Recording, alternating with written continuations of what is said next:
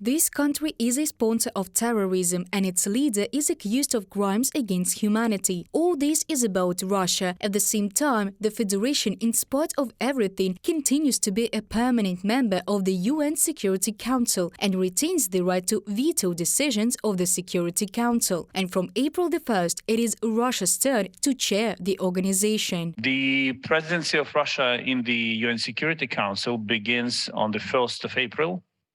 And frankly speaking, you cannot imagine a worse joke for April Fool's Day.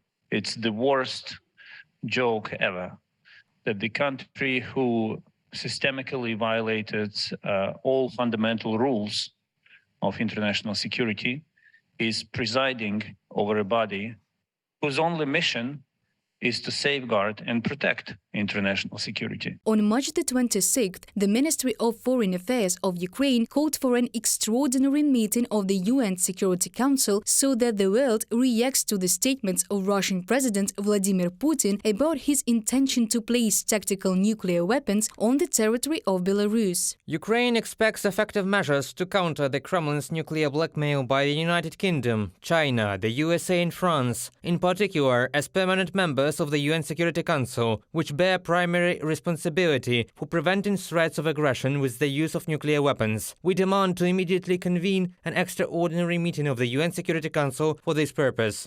From the statement of the Ministry of Foreign Affairs of Ukraine on the official website of the department. The world has already reacted to this intention of the Kremlin. Poland, Germany and the USA made their comments. So we're going to continue to monitor the implications. We have not seen any reason to adjust our own strategic nuclear posture, nor any indications that Russia is preparing to use nuclear weapon. And so, we remain committed to the collective defense of the NATO alliance, but we have not seen any reason right now to change or adjust our posture. The UN Security Council is a collegiate body of 5 permanent members whose purpose is to maintain world order throughout the planet, and the chairmanship of the organization changes every month in an English alphabetical order. It will be Switzerland's turn in May, but in April, Russia will chair the organization.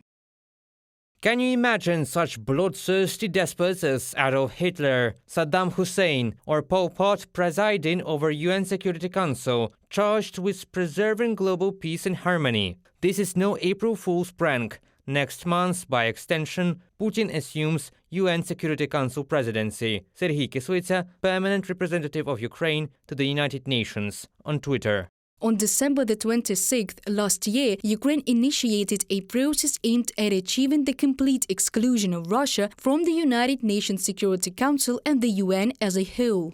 We have stated at the official level our detailed and reasoned position on why Russia's presence in the UN Security Council and the organization as a whole is illegitimate. We provided detailed evidence of how 31 years ago the Russian delegation in fact simply occupied the seat of the USSR in the UN Security Council, a state that at that time ceased to exist, without statutory grounds for this.